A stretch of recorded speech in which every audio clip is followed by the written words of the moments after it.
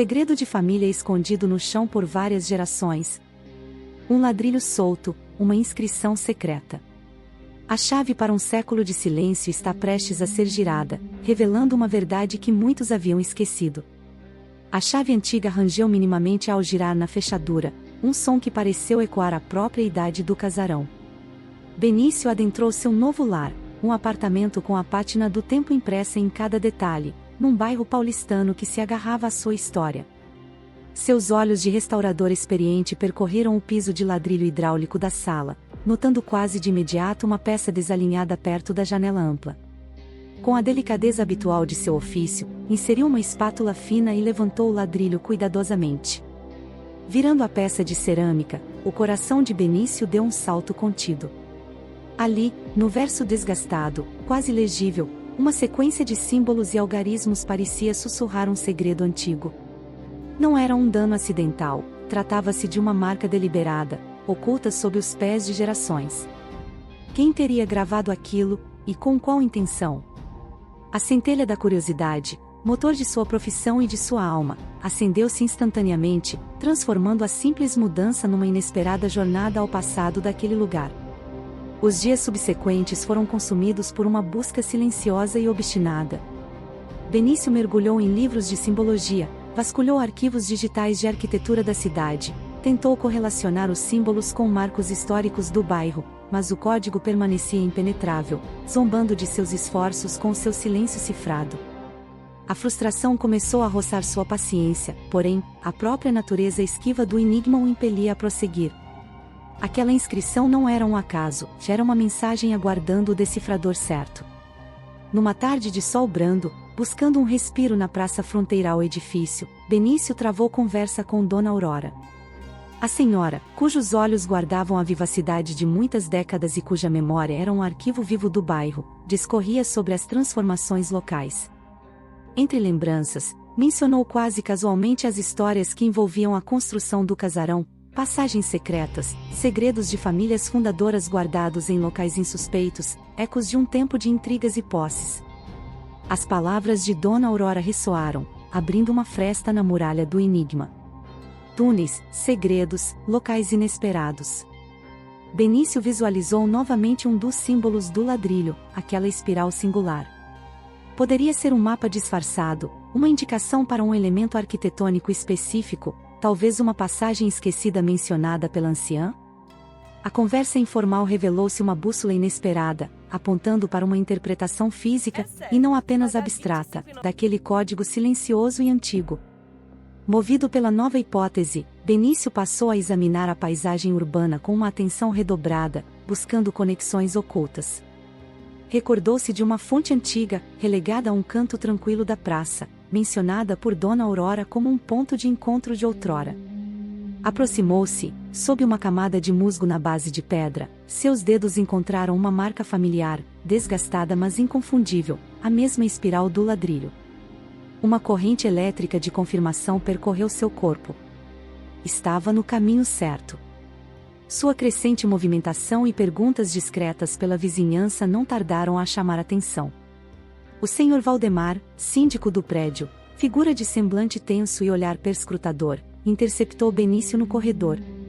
Com cordialidade, indagou sobre suas pesquisas, alegando um suposto incômodo de outros moradores com sua curiosidade sobre o passado do imóvel e da região. A mensagem, embora velada, era clara: era melhor deixar certas pedras intocadas, certos passados enterrados. A abordagem do síndico, mais do que dissuadi-lo, acendeu um alerta em Benício. Aquele nervosismo não parecia natural. Decidiu que precisava de um olhar externo, alguém com conhecimento técnico.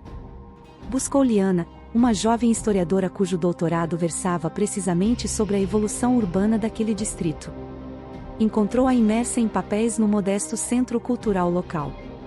Com cautela, compartilhou o essencial, o código, a marca na fonte.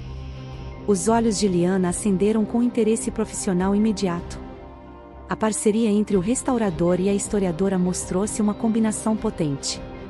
A intuição de Benício para detalhes físicos e padrões ocultos aliou-se ao rigoroso conhecimento de Liana sobre arquivos e contextos históricos.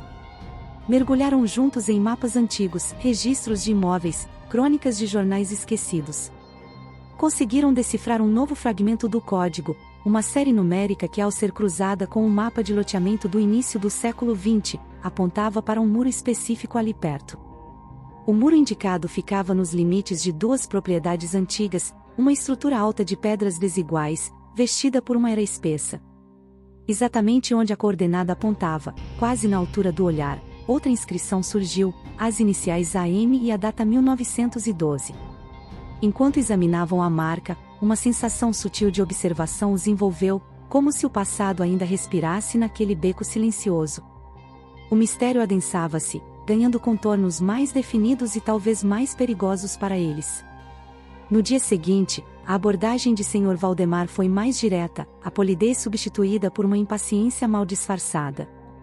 Insistiu que Benício e Liana perseguiam fantasmas, lendas de velhos, e que sua insistência estava perturbando a ordem estabelecida. Aconselhou-os firmemente a abandonar a caça ao tesouro para evitar complicações futuras. A tentativa de intimidação, contudo, apenas solidificou a certeza de Benício e Liana de que estavam perto de algo significativo. A veemência do síndico levou a dupla a reconsiderar a natureza do segredo. Talvez não fosse um tesouro literal, mas algo documental, uma verdade inconveniente.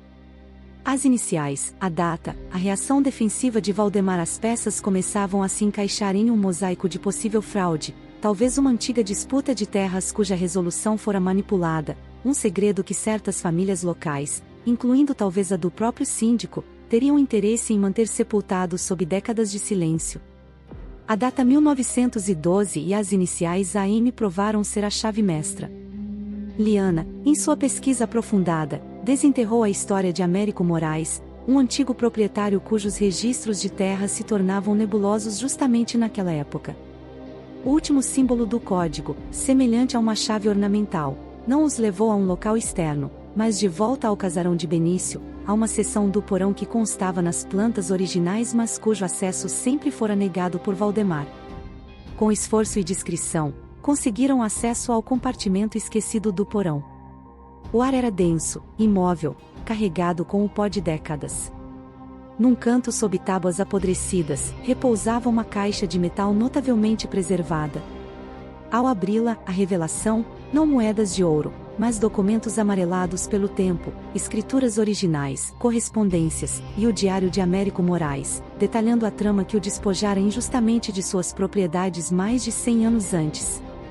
De posse da verdade documentada, Benício e Liana agiram rapidamente. Apresentaram as provas às autoridades e localizaram os descendentes de Américo Moraes, que viviam sem conhecer a real extensão de sua herança. A revelação reverberou pelo bairro, trazendo à luz uma injustiça centenária e iniciando um processo de reparação. Sr. Valdemar foi responsabilizado.